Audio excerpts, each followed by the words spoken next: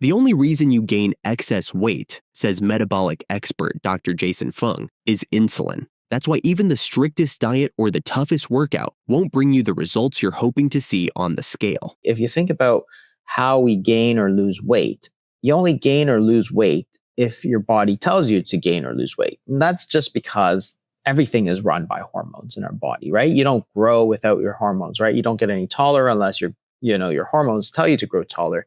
Nothing happens in the body. That's how our body gets chemical messages. But for some reason, people in obesity medicine sort of ignore the whole role of hormones in that. So there are lots of different hormones that you have to consider. So insulin is one of the major ones you have to consider.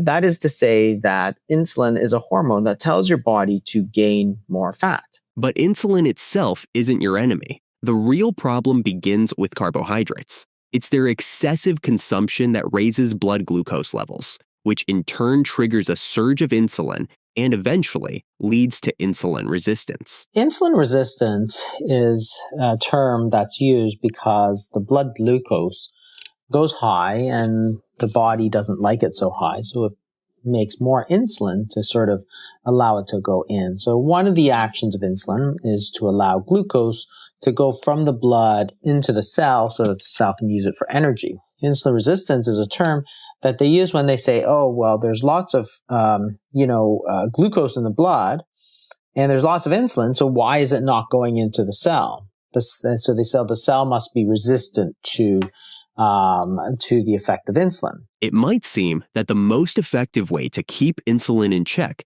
is to cut out carbs completely or control insulin levels through fasting.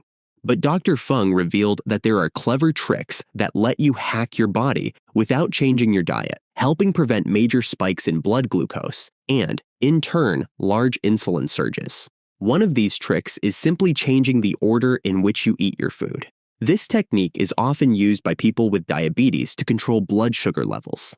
And according to research, it really works. It turns out that the order in which you eat your food may make a big difference in how high your blood glucose goes as well. In 2015, some smart researchers did an early pilot study in people with type 2 diabetes.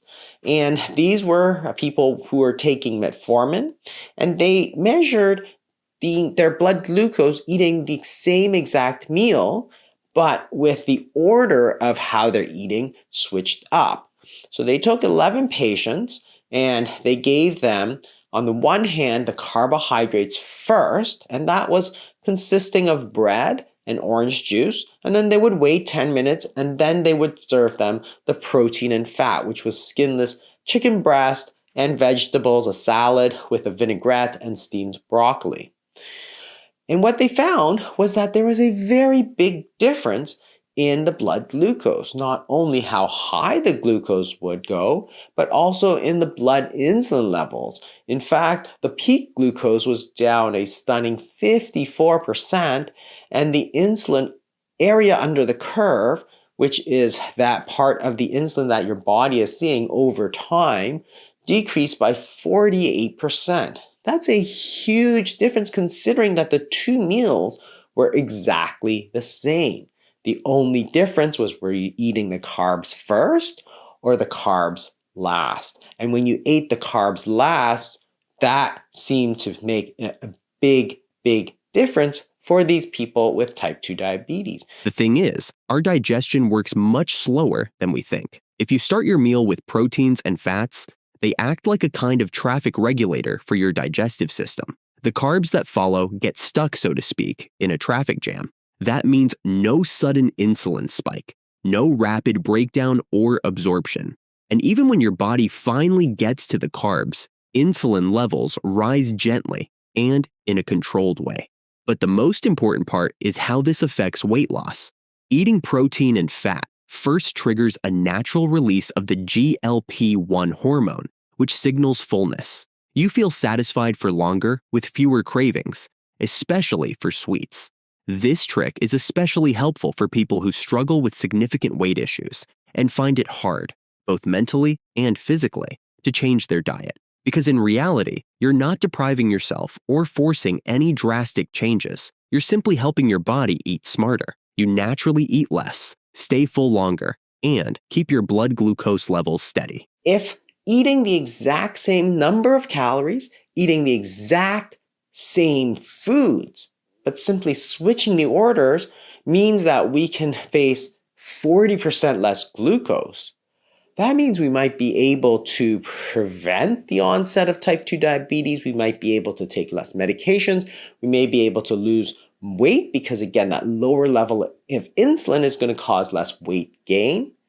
And what it means is that you really have to front load your meals so that you're taking your proteins and your fats and your vegetables right up front and then leaving the carbohydrates to the end. The best effect is if you're going to be even able to wait a few minutes. In the study, they waited 10 minutes before serving so that it's like one of those restaurants where you get an appetizer and then you wait and then you have dinner. Well, in this case, front load the proteins and fats. And there's a second benefit because once you eat those proteins and fats, maybe you don't want to have those carbohydrates after all. Another way to reduce the impact of carbohydrates is to pair them with organic acids. In other words, eat them with foods like kefir, yogurt, or butter, which contain lactic acid, or with olive oil, which provides fatty acids, or even with vinegar, which contains acetic acid.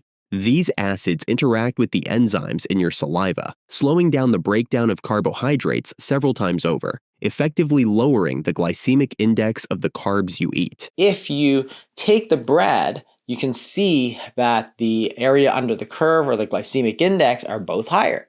Glycemic index of 71. When you eat it with the butter or with olive oil, for example, you can drop it to 50, which is almost a 1/3 drop in the glycemic index simply by taking some olive oil with the bread. So the traditional way that some people do with the olive oil and the vinegar and dipping it can be very useful. The acid is going to slow down the digestion by blocking those salivary amylases, and the olive oil makes it gives it the intestines something else other than the pure carbohydrate. From a weight loss point of view, this also helps solve the problem of hunger and satiety. You naturally extend your body's fasting window, the period when fat is used as the main source of energy. But most importantly, it helps optimize insulin. Even a small reduction in insulin spikes can lead to a noticeable difference on the scale. It also makes sense to help your body burn off extra energy after eating. In other words, to nudge it physiologically toward using stored fat for fuel. To do that, Dr. Fung recommends a 30-minute walk after each meal. This helps regulate blood glucose levels, but more importantly, activates your body's energy burning mode. What do most people do after eating? They lie down, watch TV, or relax, all of which send a signal to the body to store energy, switching it into energy-saving mode. But if you take even a short walk, you flip that switch in the opposite direction, into fat-burning mode. It's a small, simple activity that can make a big difference in your metabolism. After you've eaten a meal, there's all this glucose. And when you walk, you're going to encourage your muscles to start burning that glucose rather than storing it away. And because you don't want to store as much of it away, your insulin levels are going to fall. So for example, in this study, they found that when you had a walk before the meal, it didn't really do much to the blood glucose.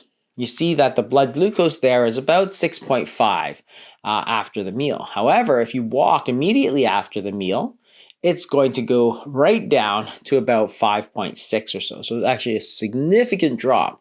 If you wait 30 minutes, it's sort of in between, and the longer you wait after the meal, the less effect you're going to get. Of course, with Dr. Jason Fung's tricks, you won't lose a massive amount of weight in just a few days. But this is a comfortable, effortless weight loss strategy. In fact, by following these tips, you'll naturally end up on a low-carb diet without even trying. As your metabolism returns to normal, the extra weight will gradually start to melt away before your eyes.